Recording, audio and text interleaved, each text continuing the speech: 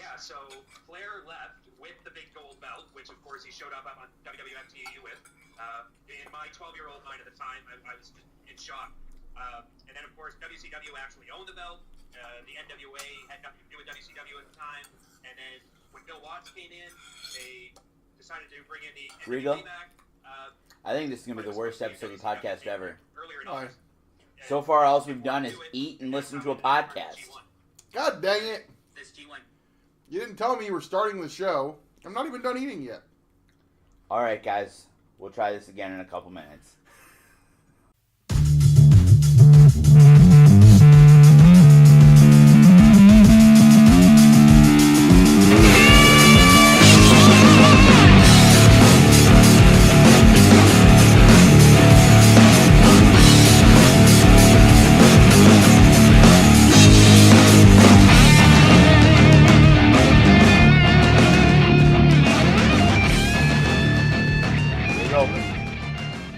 Ladies and gentlemen, welcome to Off the Chest of Timothy Regal.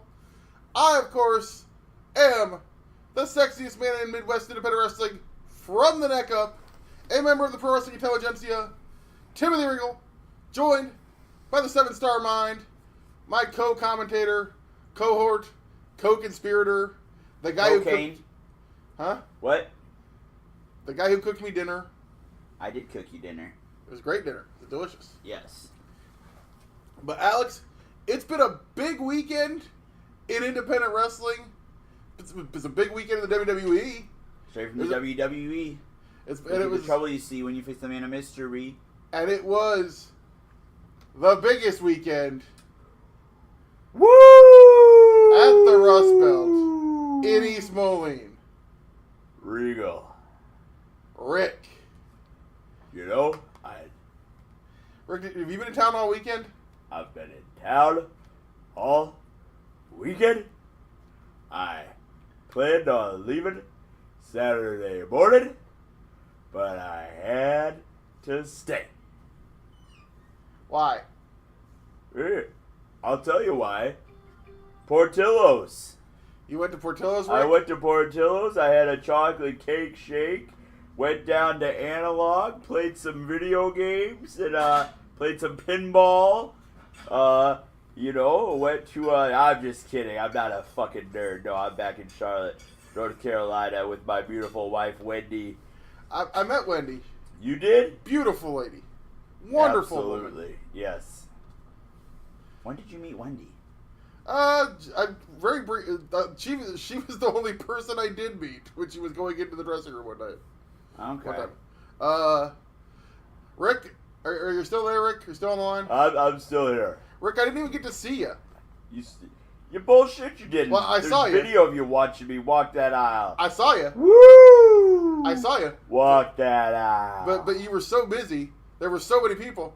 We didn't even- Everybody was there to see me. You ain't never had a friend like me. That's what my friend, the genie, Will Smith, said in the new Aladdin picture. But, I mean, you came in, you saw all the great fans. The great Iowa, Illinois, Wisconsin fans. You hung out with our boy Merrick Brave. Merrick Brave, quite a fashionista. Had the gold chain, the diamond ring, had a jacket, had those fancy ass shoes on. He doesn't Does normally. he always look like that? No, he does not, Rick. What do you mean? He really? Okay. He was styling and profiling.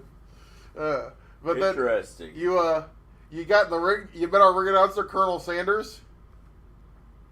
You know, I think he wears that jacket all the time, or that suit all the time, and you guys just haven't noticed before. That's what I think.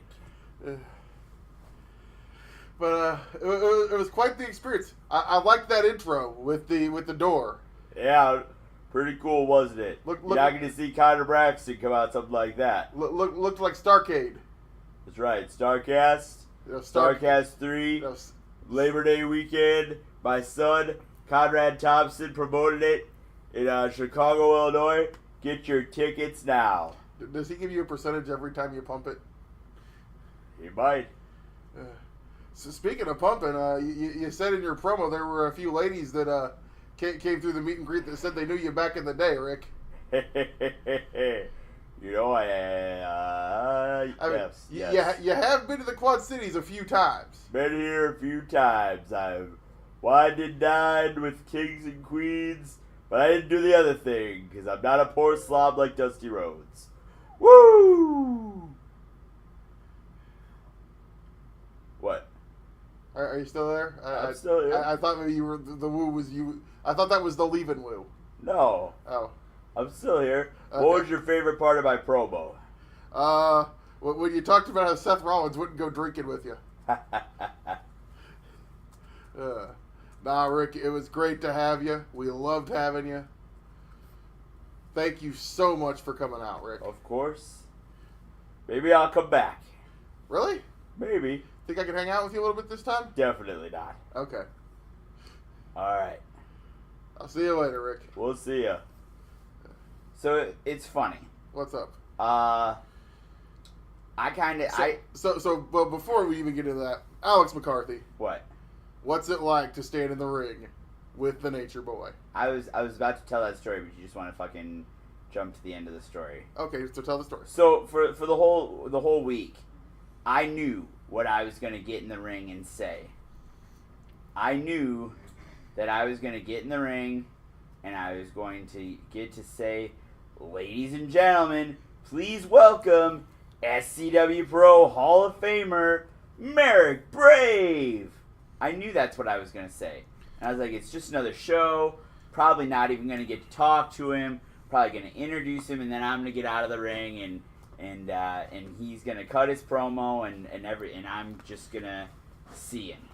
And not how it happened. I did introduce Merrick, and then Merrick cut a promo. Trying to record a podcast here. I'm trying to get an ice cream cone here. Well, anyways, Jesus. Anyways, sorry for my unprofessional wife. When in the hell has this podcast ever been professional? We're talking about Ric Flair. What if Rick listens? Rick was just on Skype. Rick will think it's hysterical. Don't even. She's a female, so she can get away with anything. You know. What? According to Rick. Oh. Should we shout out? He did. Our good friend Brandy told us to mention that Ric Flair said she was very pretty. Probably said that to all the women. I'm sure he probably did. Anyways, his wife was there though. So. Well, you know, he did say something about loving his wife, didn't he? He said, "I love my wife. She's so my wife is so amazing now. I can't even lie to her anymore." Anyways, so I was like, it's just gonna be another show. You know, it's gonna be. I'm like trying to like not get too hyped up for the show, not get too like, nervous. And then it was funny. Thursday night, I fell asleep watching The Office, which is kind of slowly growing on me, somewhat surprisingly, because I was very resistant to watching it. Did you hear that, Todd Countryman? He's starting to like The Office. Todd Countryman does not listen to this show. Anyways, so I was watching The Office, and I was kind of enjoying it, and I was just, and then I fell asleep watching The Office, woke up, and all of a sudden, I am nervous as fuck about Ric Flair. You can remember, I'm pacing around the house, just freaking out that I'm going to meet the greatest of all time. I'm sitting in the office, because I'm a late night person. He walks in and he goes, "What if the boys dress like assholes tomorrow?" What if they come in their sweatpants, and they're going to meet Ric Flair in sweatpants? And I was having like a mini panic attack that the boys were going to show up in sweatpants. And I think the only person wearing sweatpants was Sean. For the first part, Sean changed. Yeah. Merrick was looking good. A lot of the guys. About that. So a lot of the guys, because Yeah. Alex was at work, obviously. I was teaching. Teaching. I was molding the youth minds of America. Youth minds. It was the last day of school. What did you have them do? What? We have 4 more days of school. Oh, that's right. motherfucker. Davenport canceled school a whole bunch more, so you still got another week. Bangor still has to go back too. So, okay. We got there. Being the first show in a venue we've never ran, Yeah. what we generally do in SCB Pro is, especially if it's the first show, we will do an early call time. So in case we have any issues, anything that we need to address, we have plenty of time to address those issues. Yep. So we got there very early. A lot of the boys, we were wearing, I was wearing, shorts and a t-shirt, tank tops, t-shirts. We got everything set up, got the preliminary work that we needed to get done. And then we got a 2-hour break. I went and had lunch with the Corn Belt Cowboy, the one called Manders. We found an amazing little American diner that I have to take you guys to over in East Moline. You think I'm ever going back to that fucking town unless there's a show? Hated driving over there. As much as you two love to eat and buy local, you guys would love this place. We do love to eat by local. We also hate driving in Moline. Driving in, especially right now, if you're one of the maybe 1 or 2 people that's listening to this that doesn't live in the Quad Cities. Regal, I've lived in the Quad Cities for 5 fucking years, and Moline has been under construction the entire time. Because they're building a whole new fucking interstate bridge over the Mississippi River. No, it's been in construction. They've been building that bridge maybe since last summer at the earliest. I've lived here for 5 fucking years, and all of 74 in Moline has been under construction the entire time. It's like a 10-year project. It's a dump. All that area around the movie theater has been under construction since I first went there 3 years ago. It's eternally under construction. Moline is a dump. I don't like Repeat after me. There is nothing good about the Illinois side of the Quad Cities. There is nothing. Circa's pretty bomb. Downtown Rock Island is like, we'll claim that as part of Davenport. Downtown Rock Island is great. You don't get to claim the Downtown Rock Island is nice. I'll take Downtown Rock Island. Hold on, the rest of it is a dump. Hold on, motherfucker. That's East Davenport. You don't get to claim the downtown of my hometown. The Downtown Rock Island is Davenport. You don't get to shit on Illinois then claim my hometown. But Downtown Rock Island is the only nice part of the Illinois Quad Cities. Geneseo is nice. Geneseo is not in the Quad Cities. It's in the QCA. The QC Regional Metro. No. East Yes, Moline, it is. East Moline is a wonderful city. I mean, QCA stretches to the Rust Belt. The Rust Belt is an amazing venue. Which Yes, it is. Yes. The Rust Belt, very nice. I would like it more if they had food. I think they're building a restaurant in there. They're building multiple restaurants. Yeah, that'll be cool if we go back and there are multiple restaurants. Yeah. The Rust Belt is still very much a work in progress. There is one part of a 5 or 6 part thing that is completed right now. The problem is it was very, very obvious that it's a venue normally situated for concerts because sound guy had no idea how to run sound. He just didn't know how to run sound for wrestling. Yeah, that's my point. He knew how to run sound for a concert. He was a concert sound guy. And I'm sure if Regal and I were performing a concert, it might have sounded okay. Hey, Clown Elvis sounded terrific. Did he? I got a free Clownvis necklace because I sold one of the shirts. Is Clownvis his name? I just keep calling him Clown Elvis. Clownvis Presley. Clownvis Presley sounded amazing. Well, because I had a bunch of people that kept it because I'm running merch and people kept walking up and then they started walking up asking for Clownvis merch, so I just started selling that stuff because that's what I do. And they were so happy because they gave me a free necklace. And then Ronnie Burton's bandmates gave me a free pick. It was a good night. I made out pretty well. Who'd you make out with? Hopefully you later. I'm annoyed that this is a podcast so people can't see the look I'm giving you right now. Why are you talking with food in your mouth on our podcast? Oh, do not. John G is so angry at you right now. Oh, John G can be angry. I don't give a fuck. Wow. But no. What?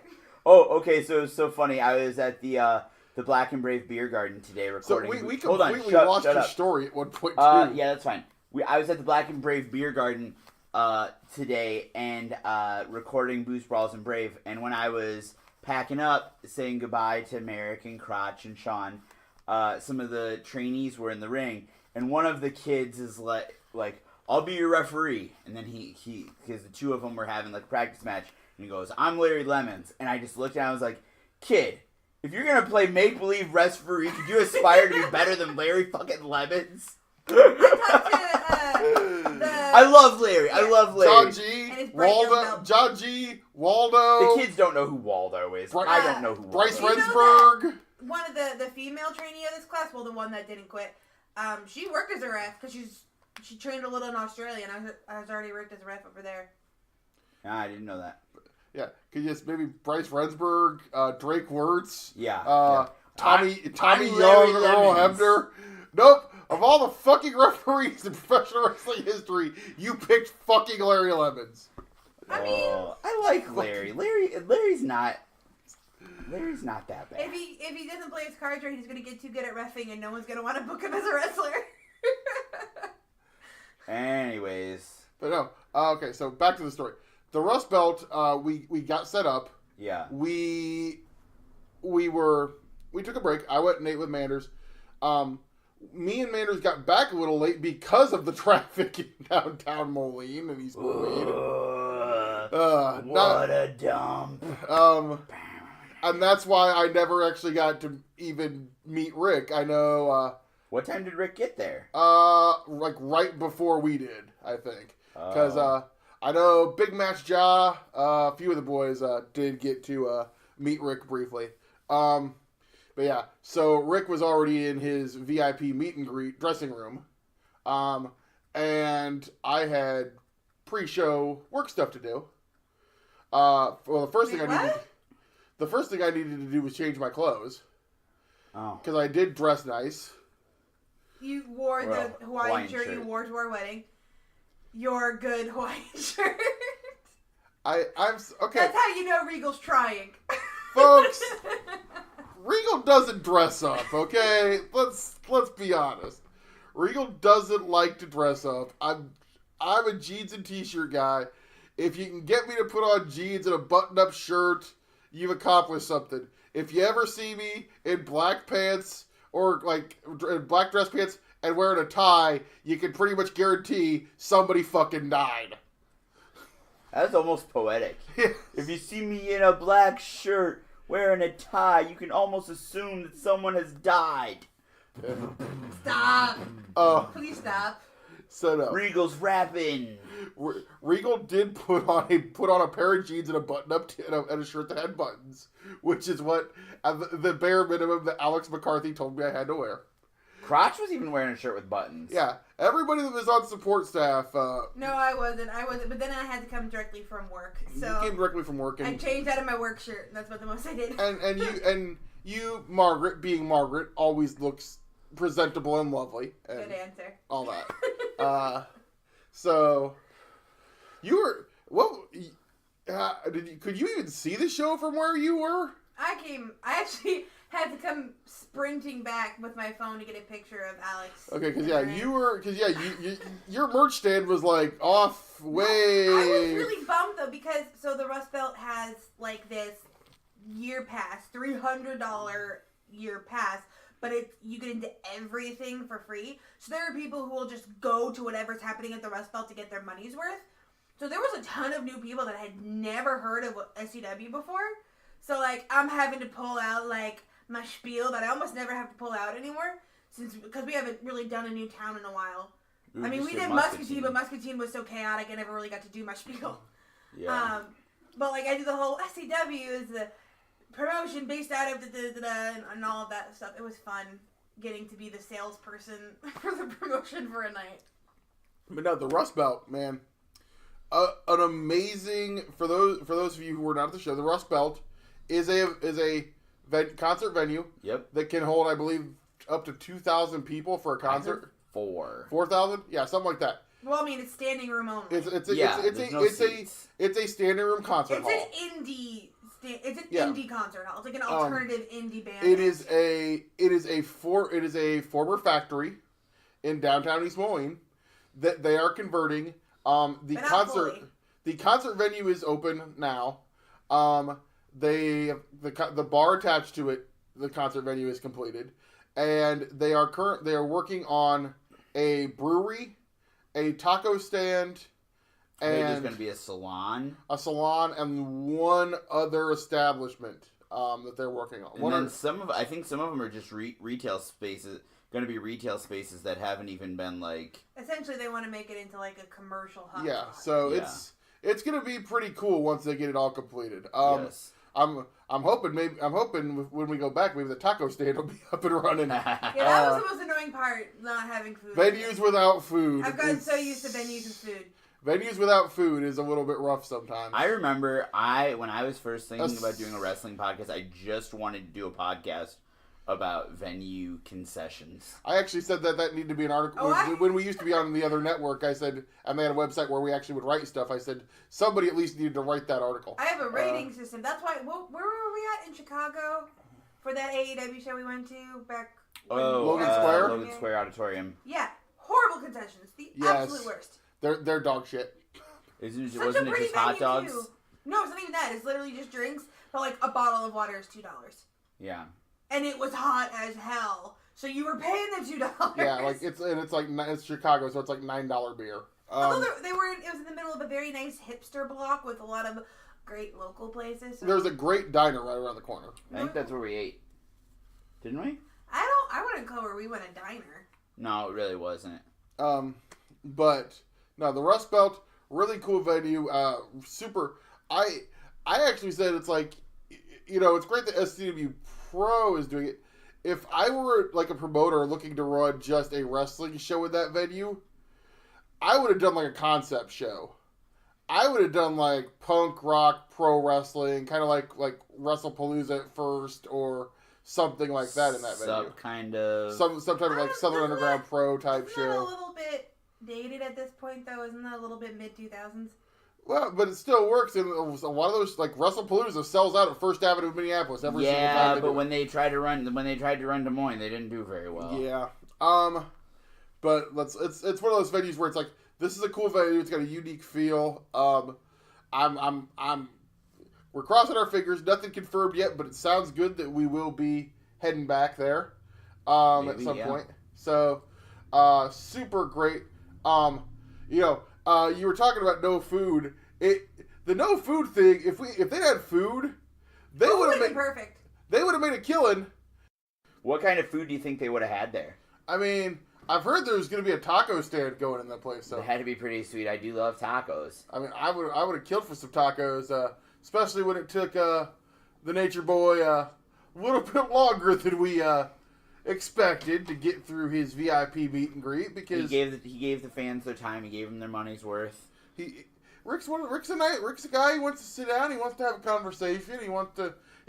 Very social person. And one of the biggest things is you meet some celebrities and even wrestlers, and you ask for their autograph, and it's they give you the half scribble, the thing that's theirs, but it's whatever. Rick actually signs. I think you actually saw what does he sign?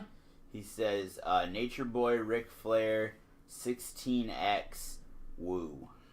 With 5 O's. With 5 O's, yep.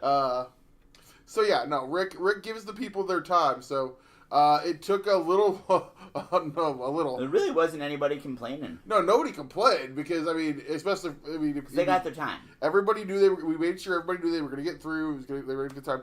It took a bit longer than we thought. So the show got started a little late. Man, if they'd had a taco stand at the Rust Belt, they would have been. Everybody would have had tacos. They would have made a killing. Yep. So but they got a lot of money out of me at the bar. Yeah, they made. Trust me, that bar was making some money. I had some friends in the building that were putting back the tall cans. Very, very. Of course, concert venue, so no bottle. Yeah. Just like Jimmy Hart's famous bar and tiki deck, baby. Got beer in cans because you can't have glass on the beach, baby. You know what they got at Jimmy Hart's famous bar and tiki deck, baby. Girls in cars. Well, they got girls in cars, but they got specials on beans and taters, baby. Beans and taters. That's right. Wow. Green beans? No, but beans and taters. They got specials on beans and taters. And real good burgers, baby. That's what they got. The Jimmy Hart's famous bar and tiki deck, baby. They should St. Petersburg, sponsor us. Florida, baby. But no, Jimmy, you should sponsor us. Yeah, Jimmy, sponsor us, man. Give us a. Jimmy Hart was at tournament of Game Changer Wrestling last night. Yeah, I saw that.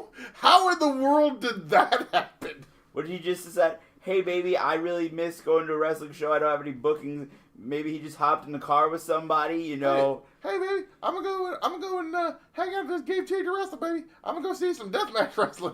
Do you think Jimmy knew it was deathmatch? Did they get any shots of Jimmy watching the show? No, unfortunately, only the fans. Like, I only saw pictures from fans. It's like, can we get a shot of Jimmy watching Nick Gage versus G Raver? I want to Google. Oh God, I want to Google Jimmy Hart Game Changer Wrestling right now. Did you see the giant I have not seen anything from that show. The giant fat head of Jim Cornette that Jimmy Lloyd beat the shit out of? No, but that's amazing. Teddy Hart and Jimmy Lloyd. I'm gonna try this. Really, not Teddy Hart, Jimmy Hart. Regal. I'm telling you what came up when I searched the goddamn Google. Hey, it's not my fault the Google machine throws you. No, dude, real quick, before, I'm not going to talk too much about Game Changer Tournament of Survival. I did watch it last night. You did not, obviously. No. Amazing tournament. Unfortunately, G Raver, who I'm guessing was picked to win the tournament, because he made it to the finals, against Alex Clone, took a whip into, it was no barbed wire, took a whip into the barbed wire, and the barbed wire actually snapped. Yeah. And G Raver went feet overhead off of the ring and went head first into the floor. Thankfully, he is okay. They pretty much had to stop the tournament. To the credit of Game Changer Wrestling, immediately, like 5, 6 guys were on scene, making sure G Raver was okay. Sounds like an update from a good friend of mine, Marcus Crane, that thankfully G Raver is okay. And the thing wasn't really a death match. Well, I mean, the barbed wire snapping, but a top rope could snap in a regular match, and that could happen. Yeah. You never know. To their credit, Schlack, who was there to host the after party, was not in the tournament. They improvised amazingly. Schlack runs in, rips his shirt off Hulk Hogan style. Nice. And that man is a giant. Yeah. Jimmy Lloyd, who had been defeated by G Raver in the semifinals, his music hits. They improvised a triple threat match for the final. I mean, it went like 8 minutes, but having nothing planned, they basically said, "Okay, what is here for spots in the final match?" They improvised enough to get through it, and then Alex Colon ended up winning the Tournament of Survival. Amazing job by all 3 of those guys for basically having to do a death match on the fly. Yeah. And then also Game Changer Wrestling stopping things immediately, making sure Raver was okay. You know, obviously you don't like death matches. I understand deathmatch wrestling is not for everybody. I'm part of a niche fan base that loves it. But the deathmatch community, as long as it's being done the right way, like the guys at Game Changer is doing it better than anybody. If anything at all happens, we immediately take care of the people. And thankfully, great response by Game Changer taking care of G Raver. The only real serious, I mean, obviously, you got cuts, there's blood, you get scrapes, but that was the only real serious injury that happened of the tournament. So, thankfully, everybody's okay. Great tournament, except with the exception of that. G Raver and Nick Gage as the opening match was just insane. Yeah, okay. I really, really, really loved Tournament of Survival. I'm gonna get Alex to watch some Game Changer Wrestling on your birthday, Alex. Not just gonna be any Game Changer Wrestling. It's gonna be Game Changer Backyard Wrestling. Come on, you gotta be you're curious about what's gonna be on this. Maybe show. a little bit. That night, that we gotta watch that Wombat show. Is that the same night? No, that's a different night. But the Wombat, the Fed run by the Invisible Man, is gonna be running a show. So I big up to the boys over at Game Changer, man. They're doing something. I have a question for you. What? Would you consider Game Changer a national promotion now? They're about as close as you can be. They've really created something special. And I will be the first one to tell you, when Game Changer first started, I thought, oh, here's another company that's going to try to be a deathmatch company. They'll be around for a few shows and then just fade away. Well, apparently, I didn't realize this. They had another name before they were Game Changer. They were MCW. No, they were JCW. JCW, Jersey Championship Wrestling. Yep. Yeah, Jersey Championship Wrestling. I So they basically just rebranded. Yeah, they rebranded, which I didn't realize at first, but yeah, even then you think, okay, they're gonna try to be a deathmatch company or whatever. But obviously, they're not totally a deathmatch. No, and you've seen that with Joey Janela's Spring Break. I mean, they did Orange Cassidy is doing something or whatever as part of the collective. Basically, did a comedy show. They're doing the Wombat. Which is the company ran by the Invisible Man, and I'm making the finger quotations. Why are you making finger quotations? Because, it's the Invisible Man. That's going to be a comedy show. And a lot of the shows that they're doing now, because they're getting more onto Fight TV, they maybe do one or two deathmatch. They might do one deathmatch, maybe two. But a lot of it is the more straight. Game Changer is in 2019 as close to ECW as we're going to get. Sure. That's actually what I'll say. Do you see Game Changer ever getting any kind of TV deal? You never know. I think they're okay. Number one, they sell out every single show they do. Yeah. And then now, because they weren't doing streaming. Yeah. They were going with the old school DVD, MP4 download model. Thankfully, Fight TV has stepped in and said, okay, you might not be on a monthly subscription service, which the profit margins aren't occasionally great on. Right. But you can go on Fight TV for $15 a month. Oh, or for $15 a show. Oh, okay. And well, I figure they're not very often are they doing more than one show a month. They're up to doing about 2 shows a month. Are they on Fight? Yeah, but you can go on Fight TV and do a streaming show for $15, and it includes lifetime replays. Yeah. So essentially, you're charging the fan at home the same for what they would pay for a MP4 download, and Fight TV gets a little bit of it, and Game Changer gets most of it because they're doing all their own production. Yeah. So I mean, it's a really good. It's turned into a really strong business model for them, and obviously they do the Tournament of Survival. That was not on Fight, was it? No, that was on Fight. I watched it last night. Yes. Oh, okay. That was live streamed on Fight. The Tournament of Survival obviously is it's a deathmatch tournament show, so when you order that show what you're getting. Our buddy Doug Ritter is going to be in the front row at Basement East for their debut in Nashville, Tennessee. Is Basement East, is that where... that is where SUP runs, yes. Okay. They're running a show in conjunction with SUP. Interesting. But yeah... for not being on Powerbomb, they sure do work with a lot of Powerbomb feds. Well, the Collective is part of... The Collective is Game Changer and Powerbomb. Right. Not Powerbomb anymore, Independent Wrestling. Sorry. But, so yeah, they've already announced... It sounds like the Collective next year is going to be gigantic. Yeah, it's a gigantic venue. They're gonna do seminars. They're gonna have food trucks. They're gonna do podcasts, Q&As. They're essentially becoming their own WrestleCon.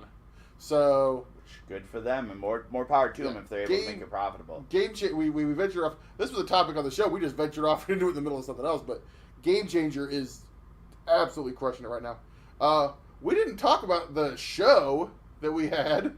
Oh, no, we didn't, because we got way off track. We got way off track talking about Game, because I wanted to bring up, I wanted to make sure to get in the, well wishes to G-Raver. But the show at the Rust Belt, yeah, like you said, man, first off, How'd it feel to do the where you were playing the part of oh God. Nah, I just handed him a microphone, Regal. Well, Don't act like I fucking did. Well, I mean, anything. I was gonna talk about the setting of the building, like you said, with the the lights, the Yeah. lighting, Yeah. everything completely black, old school, dark, with the lights down on the ring. Yep. Looked old school territory wrestling. Yeah. You were playing the part of Lance Russell. No, don't even say that. I just fucking handed him his microphone. and I stayed in the ring. I'm talking about you being the ring announcer. Oh, well, I was the ring announcer for the show, but I'm always the ring announcer. You were playing the part of Gary Michael Capetta from back in 1984. Yeah. We saw Braden McBride. Yep. Taking on his last match in SCW Pro. Thanks for burying the lead, bro. You do it all the time, so I don't feel bad. Braden McBride taking on Dante Leone. McBride said if he couldn't win this match, win back the QC Cup, he would leave FCW Pro. He had to put his career up in order to get the title shot. Had to get his career because he hasn't won a match since he lost the cup. It's true. And unfortunately, Braden McBride. Well, not unfortunately, very fortunately in some fans' eyes, Braden McBride did lose. Dante Leone retains, and Braden McBride's out of here. Yep. So. But great match, probably the best match those two even had. I think these guys killed it. They opened up the show hot, got the crowd amped up. I mean, obviously, some of those guys, if they were at the front of the Ric Flair line, they'd been sitting there for quite a while. Yes, they were ready for some hot SCW Pro action. But hot action? Did somebody say hot action? Corey Macklin, were you at the Rust Belt Friday night? I was there. Where? Over there. I didn't see you. Where were you? I was over there at the Rust Belt. At the Rust Belt? I was trying to get Rick some coffee, but they didn't have any coffee, so I had to go to Starbucks. I got stuck in that East Moline traffic, and I never made it back. Oh, where? Over there in East Moline. Oh, over there in East Moline. Over there. Yeah. So, Corey, what did you think of the second match on the card for the three-way elimination match for the SCW Pro Tag Team Championships? I told you I never made it back. I got stuck in traffic. Oh, you didn't see the match? No, I didn't. Well, we have new tag team champions, Corey. Really? Yes. Who is it? Well, the Thunderhawks were the former. They were the champions. They were the champions going in. Yes. They were the first team eliminated, so we were guaranteed. Oh my! Yes, guaranteed new champions, either Vicious and Delicious or Roosman and Steel, and then the Dirty South Boricua, Joesa. Do you like Joesa, Corey? No, I do not. Not even a little bit? Nope. Very cocky, very arrogant, likes to run his mouth way too much. Well, he reminds me of that Bill Dundee. He got involved with the match. Referee didn't see it really, and he helped Roosman and Steel steal their first SCW Pro Championship, and they are the new tag team champions, Corey. Now, come on, Alex. Yeah, I know. And Man, I don't like those guys. You don't? No, you know who I like? The King? I like Latin Thunder. You like Latin Thunder? All right. Absolutely. All right. Oh man, Alex, I gotta go. Where was Latin Thunder? Over there. At the Rust Belt in East Moline. At the Rust Belt, East Moline. Do you know what the next match was, Corey? Was it a Battle Royal? It was the Battle Royal. How'd you know? I saw the run sheet when I was there. Well, why were you looking at the run sheet, Corey? Because I was doing a lot of stuff. I was trying to help out. But well, because I wasn't there at the beginning. Alex, I gotta go, man. I got a page. It says Dustin needs a bottle of Mellow Yellow. All right. I gotta go get it. Sounds good, Corey. We'll see you later, baby. All right. I'm over here. I'll see you later. Over here. Okay, you're over there. Haven't seen Corey in a while. He heard hot action and got excited. He did. Hot SCW Pro action. Man, he gets real excited. Yeah. He was at the Rust Belt and then he said he couldn't. Did you see him while he was there? I didn't see him. He must have been over there. He must have been over there. The Rust Belt was very big. He was very big, and I'm thinking he went to get coffee when I was out with Steve. And the man called Steve. Yes. But the Battle Royal. The man called Steve. A 10-man Battle Royal that only had 9 people in it. There were 10 people in it. No, there weren't. Yes, there were. Oh, shit, I didn't write it down. I've got it on my phone. Unless I completely miscounted. You completely miscounted because there were 10 dudes in it. I got it on my phone. Because I counted it first and there were only 9. And I said, aren't there supposed to be 10? J.P. Finger. 1. Johnny Wisdom. 2. The Rock God Ronnie Burton. 3. James Thomas. 4. Crotch. 5. Joesa. 6. Cornboy. 7. Mason Beck. 8. Connor Braxton. 9. The Shug. 10. You better check your results. Who'd I miss? I don't know.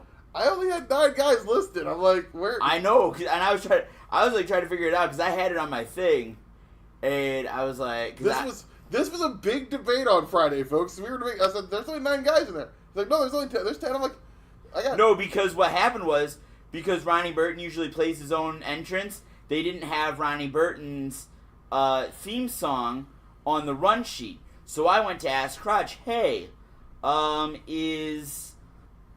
thought there were 10 guys in this. There are only 9 listed. And he goes, oh, shit, who did I forget? And he forgot Ronnie Burton. Okay. And so it wasn't on the run sheet originally. And then we went back and edited the run sheet. And that might explain what happened. I might have got an early copy of the run sheet and didn't see it. Didn't see the edition. Okay, so we figured that out. But, because Crotch was doing his homework and studying his opponents, which is why he was the one that knew who all 10 guys in the match were. Absolutely. Because Crotch always does his homework. That's why I went to him. And, Commissioner Morrow was busy helping Merrick Brave with Ric Flair. So the Battle Royal. Yes, the Battle Royal. We had won by the Shug. Yeah, the Shug. Came down to Shug and Joesa. Yep. That was a hell of a battle. I mean, what do you think of you think Robin Steele and Dion Roosman are going to be in any trouble for that Battle Royal? Why do you say that? Because they came out and helped eliminate Mason Beck and Connor Braxton. Yeah. And then Mason Beck was not too happy about it. No, he wasn't. You know, if you're gonna get involved in somebody's business in SCW, right, yeah. Mason Beck is not the guy that I'm gonna pick to do it. Did you see how I was in the ring for the first 7 or so entrances, and then I did the rest of them for the floor? Well, yeah, Battle Royal. You don't want to be in the ring when the last guy gets there, because Mason Beck. When Mason Beck's it, I was trying to get it to be an 11-man Battle Royal. I mean, you do have Battle Royal experience. I know. I wasn't trying to be the 11th guy. Who do you want to be the 11th guy? I wanted it to be former SCW Pro Tag Team Champion, future Hall of Famer Pat Angerer, who was in attendance. The champ was there. He went and met up with Rick for a little bit. Yeah, they have a lot in common, Rick and Pat. I mean, they're former champions. Yes. Absolutely.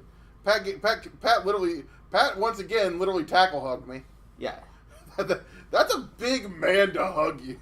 Yeah, it really is. I mean, Manders is a big hugger too, but Pat's a big boy. Yeah.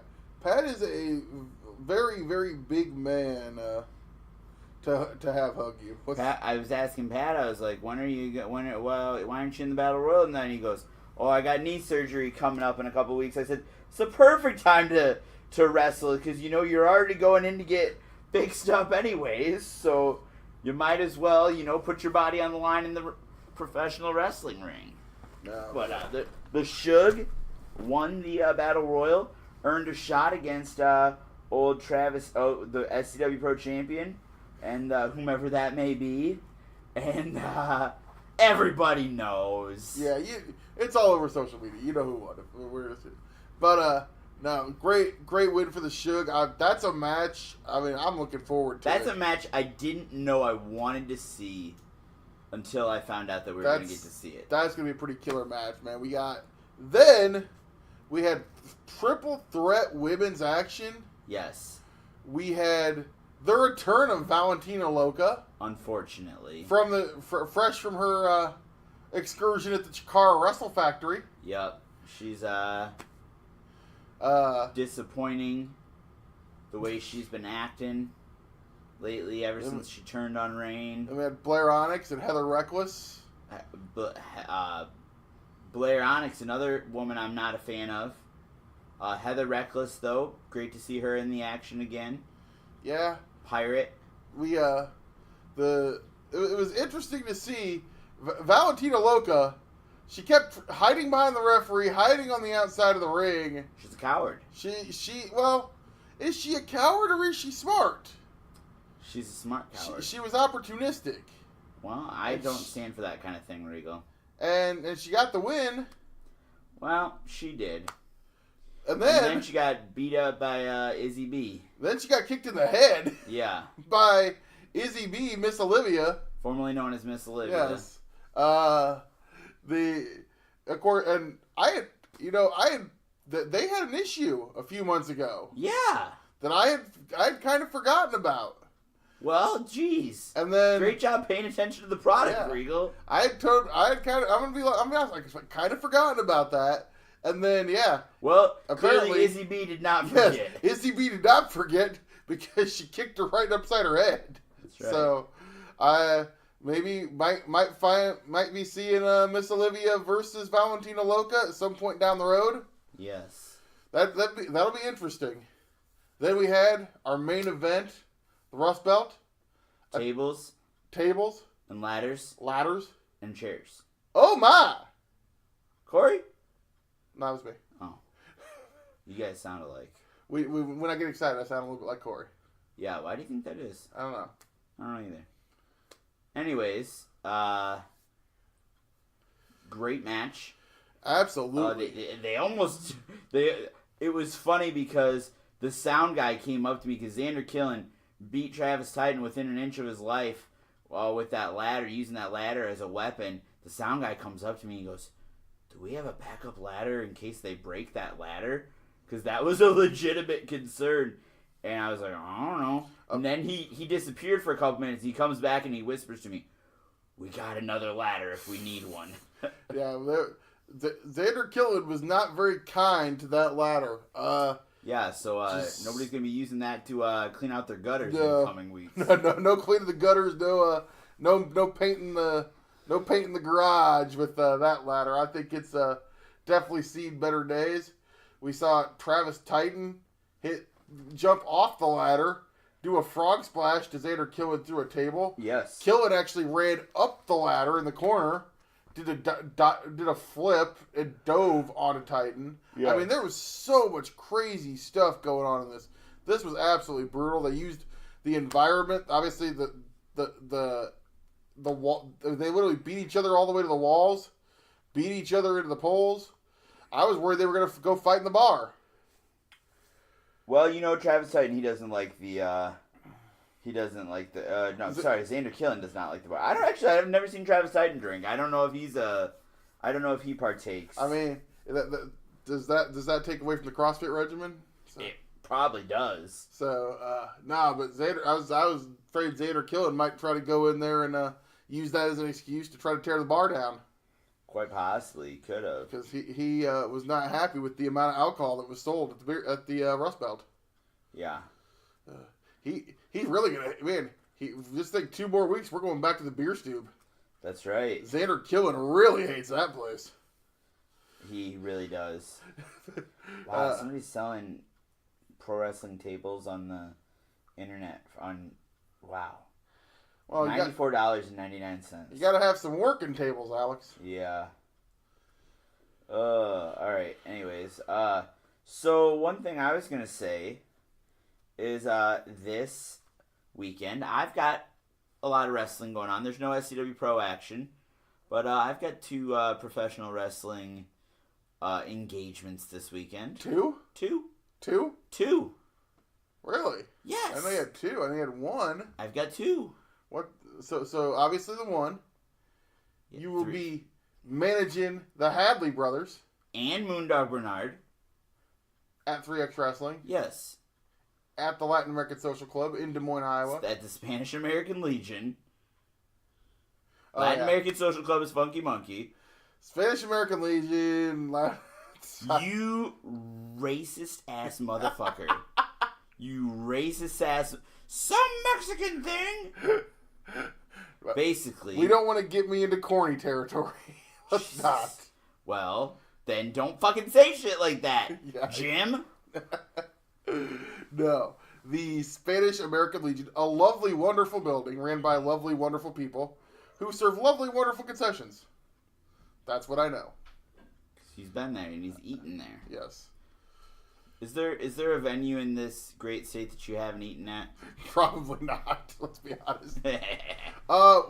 No, I did get food at one of the Revolver shows, so I did eat Revolver. Oh, I remember. Was I still single? Let's say I was still single for the sake of the story.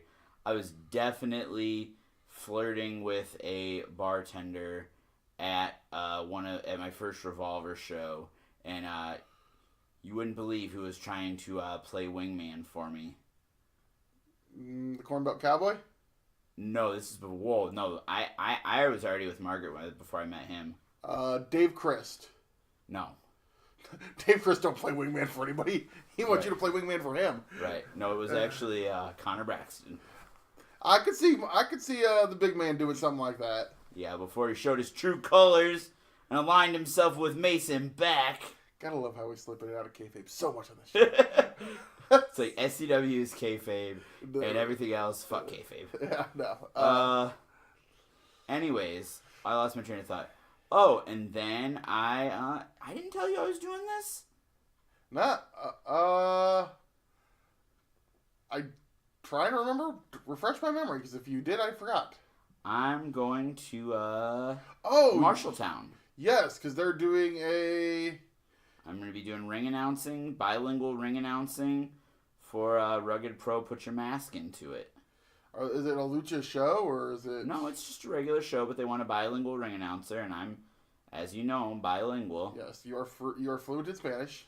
If you go to La Familia de los Slams Lucha on Podbean and Apple, you can listen to all of the Slam Fam shows in Spanish every week. I translate the shows into Spanish by myself. I play all the parts. It's where my Regal impression came from. That is 100% not true. You didn't know I did that? No. Yeah, because it's not true. Yeah, I do Battles in a Cell. I did all the SCW and 3X shows. We ain't doing much. Spanish. Well, no, I don't have to anymore. But I do Off the Chest in Spanish. You should hear my Juan G impression. Juan G. Yeah. Hola, me llamo Timoteo. Soy amigos con Seth Rollins. Mi amigo Seth Rollins. Muy famoso. Seth Rollins y yo. Is that Spanish me just saying Seth Rollins over and over again? What? No, that's my impression of you. Tell everybody that you're friends with Seth Rollins. Oh, God. Do I need to point out that I don't do that? Well, Timoteo Regal does. Oh, fuck him. Anyways, Principal resigns after being arrested at a strip club while on a class field trip. Wow. Why was there a class field trip at the strip club? I don't know. You're a teacher, Alex. You want to explain that? How do I get signed up for that field trip? Oh. I did love the bartenders at the Rust Belt having a good sense of humor. Yeah. They have a tip bucket, and it says, "Help keep us off the pole." They apparently, yeah, they said they had some other inappropriate ones. I didn't read them all. Apparently, they were all funny, though. Yeah, they were nice bartenders. Yes.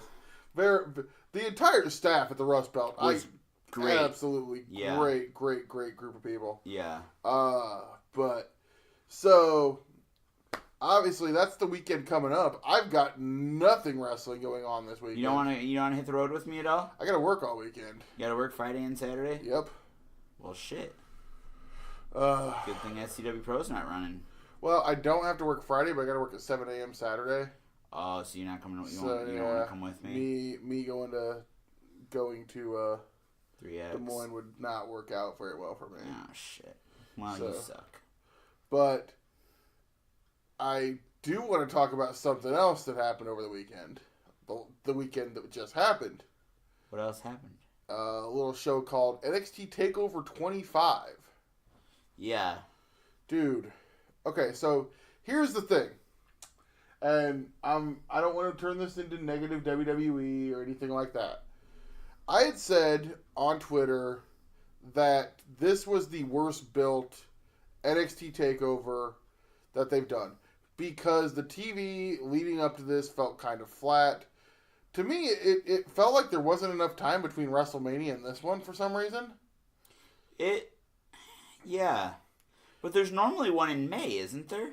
I thought it was in June because it was with Money in the Bank, and then Money in the Bank got moved up. So okay. Maybe it just right. felt like it. I don't know. You could be right. I might be right. It's happened once or twice. Yeah. So the build of this takeover seemed a little off to me, but I was watching Tournament of Survival, so I will tell you how I actually ended up consuming this show. During the first intermission of Tournament of Survival, I watched the opening match. Then, during the intermission to set up the main event of Tournament of Survival, I watched the second match. And then I watched the other 3 matches after Tournament of Survival. I did get through the show last night. You did? Okay. Yes. So, that being said, and I'll lead off.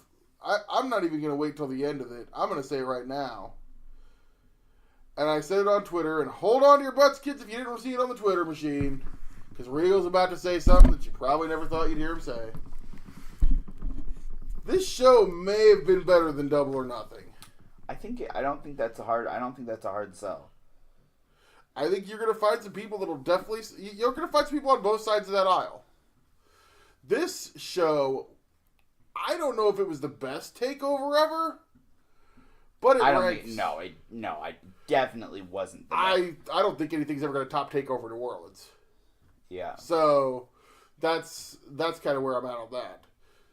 But this show, top to bottom, was an amazing show. 3 matches on it were 4.5 stars at minimum, in my opinion. And then the two that weren't were easily in the 3 to 3.5 star range. Nothing was bad. Everything was really good. This show was excellent. I mean, you opened it up, and I mean, I had a feeling that this match was going to be good. It exceeded my expectations. Matt Riddle and Roderick Strong put on a strike, do I call it Japanese style? Japanese style? American Strong style, I guess is what I'll call it. Ass. That's not a very good acronym, is it? But an American Strong style. I actually had a friend who wrote a fan fiction promotion called American Strong Style. Ass. And the acronym was ASS. He also wrote one called Sports Entertainment Extreme. Well, so his 2 feds that he wrote were sex and ass. Bro! God damn it. Bro! Why do I do this? Bro, who wrote about Sports Entertainment Extreme, bro? Because I'm going to sue their ass, bro, because I created Sports Entertainment Extreme in NWA TNA Wrestling. Bro, that was a Vince Russo idea. I want to know that person's name because I'm going to sue the fuck out of them. I don't know his name. You are lying to me, Alex McCarthy. No, I'm really not. You're trying to swerve me, bro, and I'm the king of the swerve, bro. Oh my god, I'm not lying to you. I am really don't know so his name. mad right now, bro. His username on the message board. Bro. His username on the message board was Pissing Iris. I don't know his real name. I'm going to find that son of a bitch, and when I do, I'm going to sue him. I'm going to bury him on my podcast on Vince Russo's The Brand, bro. Bro, you're all getting worked, bro. AEW and WWE are working together, bro. But neither of them can touch Rocky Mountain Pro, Vince. Absolutely not, bro. You know why? Swerves, bro. Yeah. But anyway, I'm going to go find this dude, and I am going to sue him for using my trademark Sports Entertainment Extreme in NWA TNA. It was the most revolutionary stable there ever was. Sonny Siaki became the biggest star in wrestling, bro. He could have, and then you got your hands on him. What are you talking about, bro? Sonny Siaki, he's in all those Fast and Furious movies, bro. He left wrestling. He went to Hollywood. He's in the Fast and Furious. He did that Witch Mountain movie. He did Jumanji. Not Gracie. I'm not giving that a reply, Vince. Bro, I'm gonna go find this dude who stole my trademark, bro. I'm so mad. I really need to update the locks. Dude, you said Sports Entertainment Extreme. That's kind of on your fault. No. It's not. Anyways. You say, dude, I tell you, that motherfucker's like Beetlejuice. You say his name, he shows up. Anyways, Roderick Strong and Matt Riddle had an ass match. had an American Strong Style match that was absolutely amazing. I mean, that's the way you start. I mean, Strong Hearts and SCU was great. And you can say that's the way you start a wrestling match. Matt Riddle and Roderick Strong, that is how you start a fucking pro wrestling pay-per-view. They had that crowd that crowd was amped up for being, and a lot of people say, well, it's in Bridgeport, Connecticut, how big is it going to be, blah, blah. You're close enough in Connecticut to the East Coast, and it's only a few hour drive from some of the major cities. So I'm guessing you got a lot of the NXT small. I mean, our friend Alex Peretti was there. He lives in New York City, and he went to the show. Yeah, it was only a couple hour drive. He said so. He's one of. It's so strange to me that he's a New Yorker, but he drives everywhere. Yeah. So I gave that match 4.5 stars right off the bat. It was just... Oh, yeah. It's like a hop, skip, and a jump from the city. Yeah, It's close to Hartford, close to Poughkeepsie. It's right across the fucking river or the channel from Long Island, it looks like. Okay, so yeah, it's close enough to New York City that, yeah, you're only a few hours away by car, so... Yeah. So, enough of a smart mark crowd and they filled the building, and that crowd was red hot. I mean, this was... It's less than a 3-hour drive from Philly, even. Yeah, this was an undisputed era crowd. Yeah. So they were hyped, and that opening match being so good just kind of, I think, sets, like I'm saying, the hot. We have a rule in independent wrestling, and I think even in situations like this, especially with NXT, it says it, a hot open, get that crowd amped up, get them going, and that carries on. That never used to be a thing in wrestling. And when did that change? Well, I kind of always remember it being Ring of Honor doing that.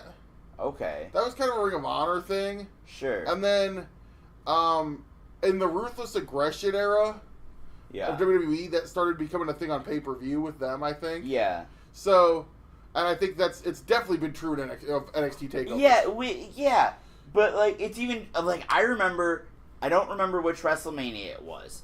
I want to say 27 or 28, where the open was Edge and Alberto Del Rio for the World Heavyweight title. That was 27. Was that 27? Okay. And everybody was like, what the... There were some people that were like, what the fuck? They buried those guys. Why are they curtain jerking? But I don't think curtain jerking is even a thing anymore. No, because I feel like you want to start the show hot. I don't think being the opening match is a bad thing. If anything, you don't want to get saddled in the middle of the show or follow a really hot match. And I think I've said this on the show before. During my managerial career, yeah, the act of myself and Bobby Dahl, yeah, opened SCW shows more than anyone else. Yeah, because we were an overact that got the crowd into the show. Here comes Regal, putting himself over. No, I'm not putting myself over. I'm going to tell you why. We were an overact that got the crowd into the show. And the matches that Bobby had were always good. With, and Bobby was a QC couple. It was a QC belt. It was actually a title belt back then. But was the QC champion. So you start out a lot of times with a QC title match. You're getting it over with an act that's over. Usually for having good matches, having good to great matches, and the crowd would be into the show from that point forward. The one match in SCW Pro of Sweet and Sour Larry Sweeney, that was the opener of that show. Yeah. And probably one of the best openers in SCW history. Because we got the crowd amped. Larry Sweeney working babyface against Bobby Dahl. And it was great. It was awesome. Probably one of my favorite matches I was ever a part of. But no. So, yeah, you've seen it with Takeover. War Raiders versus I always call him Red Dragon. Fish and O'Reilly.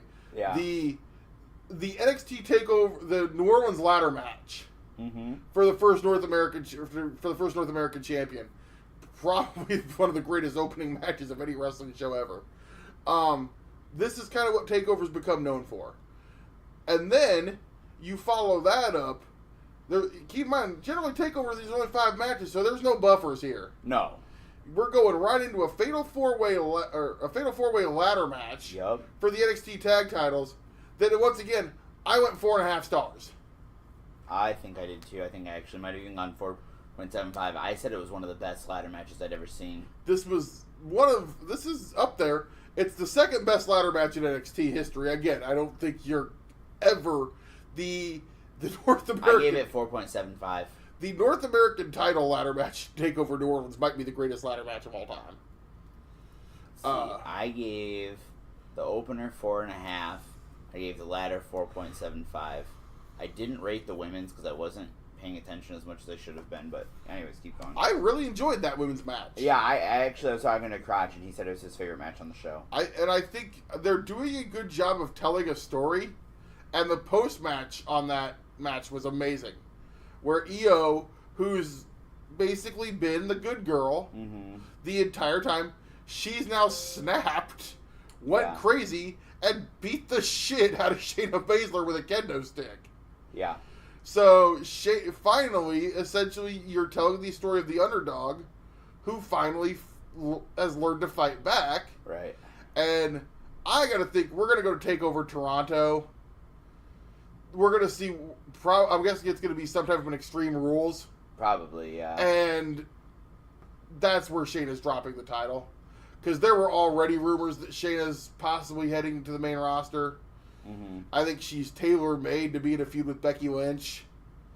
Oh, yeah. So, I think you get through Toronto, then that leaves an opening where Shayna can go up at that point. That's kind of what I'm thinking. Then you had the North American title, Velveteen Dream and Tyler Breeze. Good match. I ranked this the lowest on the show. Probably the lowest on the show, and that's saying, this is in like the 3.5 star range. As the lowest on the show.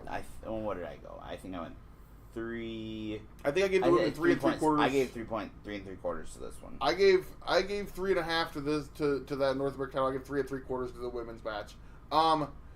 The great thing here is to just be reminded of how fucking good Tyler Breeze is. Yeah. God damn it. You go back if you haven't. Go back. Watch those early Takeover specials. Watch NXT Arrival. See Tyler Breeze tearing the house fucking down. I think it was the first Takeover special where he wrestled Sami Zayn.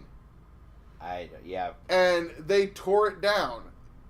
These guys, he's a guy that proves there are so many talented people on the main roster that just, whether it's time, and I'm going to play devil's, I'm going to try to give the answer that doesn't bury WWE. Not everybody can be a top guy, but you've got guys that just are sitting on the sidelines that are capable of having amazing professional wrestling matches. Yeah. And if you have, and I'm all for it. If it fits, if there's an angle for Tyler Breeze on NXT, yeah, let him go do it. Right. When NXT first started, Jinder Mahal, Michael McGillicuddy, Cesaro, those guys were on NXT because they weren't getting used on the main roster. If there's a spot for a guy like Tyler Breeze, if you got nothing for EC3, send him back to NXT. Yeah. If you got nothing for somebody, but you could have something for him on this other brand. Send him there, let him get back, and then you can always call him back to Raw or SmackDown when you need him. There's no rule against it. I kind of think based on this, I think Prince Pretty's sticking around. I do too. Well, he's been doing the house show loop too. Yeah, he's been doing the house show loops. They had Velveteen Dream show respect to him at the end of the match. They took selfies together. I'd love to see this as a tag team at some point. Yeah. I think there's a tag team run here if you want to do it. Sure. I hate to say this, but could that be Velveteen Dream's way to the main roster? A Velveteen Dream Tyler Breeze, if they push him as a tag team, could be entertaining as hell. Yeah, but Vince doesn't really push tag teams. Well, maybe competition will inspire him to do so. Let's just put it that way. Maybe. But that, like I said, the lowest, I'm not going to say bad, I'm not going to say worse, I'm not going to say anything. The lowest rated match on the show at 3.5. Yeah. Which 3.5 is far above average. So, that's how good it was. And then, the main event, I will say it, the Flair and Steamboat of our time. Johnny Gargano. Oh, okay. Johnny Gargano and Adam Cole, two guys that are the best at what they do in their prime, going out there, having an amazing, I want to say, almost 45 minutes. It was a long match to the point where I told Margaret, I was like, I think they might do a time limit draw. I was thinking that for a second. Yeah, it crossed my mind. This is way longer than WWE matches tend to go. Yeah. Do you think it was too long? No, I don't. If you can do a long match and do it the way that the great thing I loved about this match, and this is why I call it the Flair Steamboat of our time, this match was completely different from their first match back at WrestleMania weekend. Sure. There was no parallel. There was no they're doing the same spots. They went out and did a completely different match with a completely different set of circumstances and psychology and everything else to it than what they did on their first one. And that is what made this match to me so fucking cool to watch. This probably had one of the best closing sequences I've ever seen, in my opinion. Yeah. Obviously the whole match, he's working Gargano's knee. You know, Gargano can't stand. From the moment where Johnny's on the outside of the ring, Adam Cole's in the ring, Johnny goes to get back in the ring, and Adam Cole starts motioning to the back. Yeah. Which Johnny turns around expecting the Undisputed Era. Mm-hmm. The Undisputed Era doesn't come out, but this gives Cole the time he needs to recoup. Yep. Was it a pile driver variation as he got back into the ring? I think so, yeah. Then works over Johnny gets him in the Gargano escape, but he's worked the knee the entire match. And Johnny, and this is a great thing, where Johnny has him in a different, the Gargano escape's a little bit different because he can't press off that knee. Yeah. So the knee is out there for Cole. Cole starts hammering on the injured knee to get out of the Gargano escape. Then Cole pulls out the move that we hadn't seen in NXT at all yet. The Panama City, I can't remember what it is. The Panama Sunrise. Panama City Sunrise. Yeah. Jumps off the ropes into a Canadian Destroyer pile driver. A move that he'd done in Ring of Honor. We hadn't seen it in NXT at all. Goes for it. Johnny counters out of it, but Cole super kicks him in the knee. Super kicks him in the knee again when he goes to get up. Goes back up, hits it, then hits the last shot off the ropes for the 3 count. This crowd... I will say one thing for the crowd. If you want to babyface a heel, that's fine. Yeah. You don't boo Johnny Gargano. I'm sorry, I'm calling that. You don't boo Johnny Gargano. They can do whatever they want. They can, man, but you don't boo Johnny wrestling.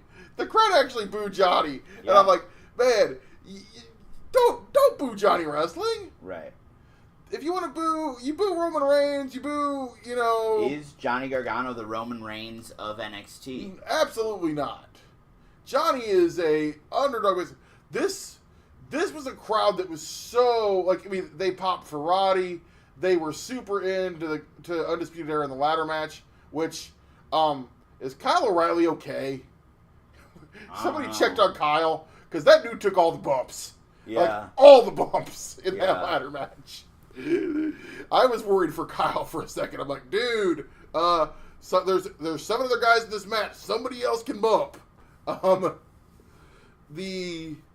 also, did Bobby Fish get hurt in the ladder match? I don't think so. He came out in a sling. No, he did. That's right. He did get banged up, apparently.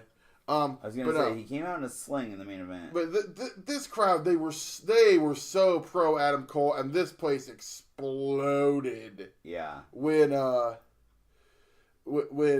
Cole wins, and the Undisputed Era comes out, we get the moment with obviously Cole's order. I loved the Adam Cole entrance. Apparently, I gotta look this guy up. Apparently, he does rap remixes, like raps over entrance music. Yeah, I've heard WrestleFlow, right? Or Wrestling Flow. Somebody, I don't remember who was telling me about him, but yeah, I think he's real big with the YouTube. Yes, yeah, he's a YouTube guy. So they brought him in to do this rap for Adam Cole's entrance. How fucking cool is that, though? If you're just like this amateur rapper who loves wrestling and raps over wrestling themes to get the call from Uncle Paul. Well, first off, this dude was about 1 million times better than fucking Mega Ran, okay? Was he the guy? What? Mega Ran was the guy that they got for G1, who his stuff on, like, that he records is really good, but live, he sounded terrible, and he sounded completely nervous and everything. This kid came out and he killed it. Especially, he's rapping, and I'm like, oh god, he's gonna miss the boom. And then nope, it's worked into the rap perfectly. Of course it is. And that crowd is when he's rapping, and then it gets to that moment, and the whole entire place, boom! It was awesome. Yes. We didn't talk about the ladder match. I do want to say one thing. How great is it for Angelo Dawkins? Yeah. Finally getting this guy's OG, been there since day one, had a backpack gimmick, was a 90s guy gimmick. He's been through about 5 different gimmicks before he finally got part of the Street Profits. The Street Profits were an undercard act. They sent him to Evolve. Yep. They made him the Evolve Tag Champs. They got him over. Yep. They essentially got him to work in front of different crowds and have a little bit longer matches in Evolve. And then they bring him back, and now they're a pushed act. They're ready to be NXT Tag Team Champions. So happy for Angelo Dawkins. I think Montez Ford has fucking superstar potential. Oh, I do too. I did not realize he was not. He was a guy that they trained. Yeah. He was not an indie guy. Yeah. He is former military. Okay. He was a college track athlete. Yeah. So yeah, Montez Ford. That's a guy who had, dude, that tope con hilo over the top rope, where Jackson Riker was still in the entranceway, and he cleared the entire ringside area and hit Jackson Riker in the entranceway. Yeah. Speaking of, you watched a little bit of the PC Combine. Yes. I gave you shit for being into that. I was watching that last night, just because I had left the network on and I came out to the living room. That was really fucking intriguing. I want to go back and watch the whole thing because apparently, Bianca Belair, just watching Bianca Belair is worth it just for that alone. Yeah. Because you really see it, apparently in that how next level as an athlete she is. So, I want to go back and watch that PC Combine from the beginning. I only caught about 20 minutes, half hour of it. I think I maybe watched an hour of it. Yeah, it was cool, and I'm like, dude, we need more of this. I kind of wish they do a version that kind of cuts down a little bit. An edited version, because it almost just seemed like it was just the live feed. It essentially was, and it is long. So yeah, if you could edit down and almost do like an ESPN type presentation, because ESPN does CrossFit competitions on there. Yeah, but they edit them down and do them in an ESPN type presentation. Sure. I think that's what you kind of should have done with this. But no, they aired this. Was it last Sunday? I have no idea. I think it was last Sunday, so it was Memorial Day weekend. Yeah, because it was. It was the day, because that was the day after Double or Nothing. And you got to figure, that's the time to put that on the live feed of the network, because it's Memorial Day weekend. There's probably not a lot of people going to be watching it. And then people can go back and consume it later on VOD. So, yeah. I guess that's a good thing with it. Although, honestly, I don't think that's something I would have seeked out.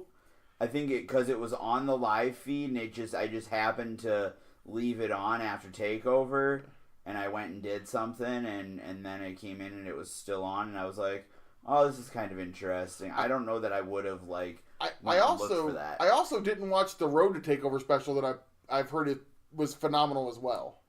Which one was that? They did a, 1 hour Road to Takeover special. Oh, I didn't know that. Yeah, so, which apparently was phenomenal as well. I didn't watch the pre-show, and I'm sad I didn't for one reason. Why? I didn't get to see Tommaso. Oh, yeah. I was going to say, it was Sam Roberts and Pat McAfee. My boy Pat McAfee was on there, so. Oh, God. If you're going to get a former NFL football player named Pat to come in and talk about your wrestling that's actually charismatic and entertaining and doesn't come off like a fucking doofus, book Pat Anger, please. No, Pat Anger is going to be on commentary with us. That's what I want. We'll do the SCW anniversary pre-show. Yes, me, you, and Pat Anger. Hey, that's an idea, man. I don't hate it. But have we? I think we've been talking. You got anything else?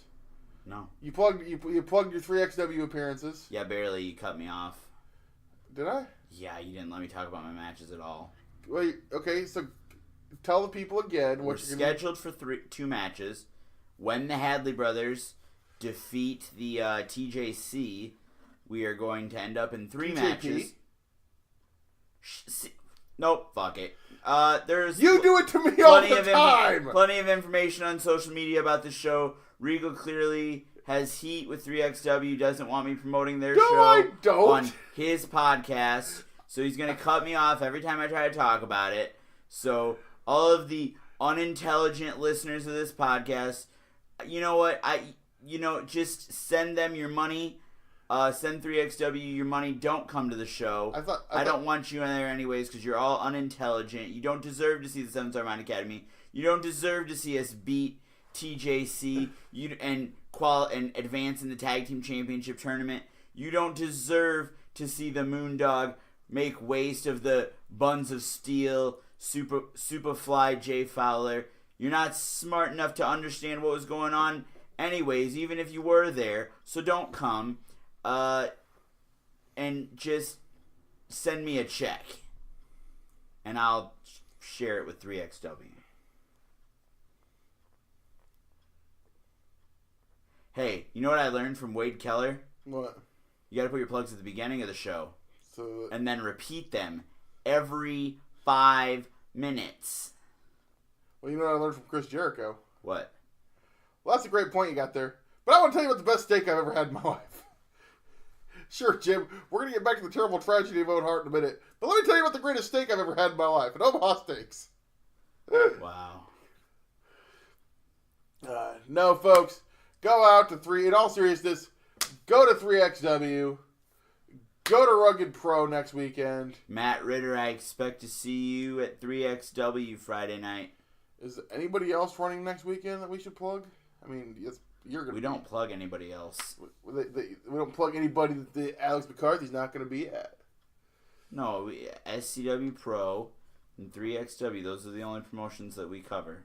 And wherever you are, if you're in Pennsylvania, you're not fucking listening to this podcast. There's one person in Pennsylvania that might be listening to this podcast. She didn't fucking listen to the podcast when she was on the podcast. That's Ohio. I was thinking about Gary Freeland. Gary doesn't listen to this fucking show. I don't know where anybody lives. Folks, if you don't live here, you might as well not be living. I don't know where you live if you don't live here. So, you live on the internet. Have a great night. Tip your waiters. Tip your bartenders so they can stay off the stripper poles. Go see live wrestling. Des Moines. The Spanish American Legion.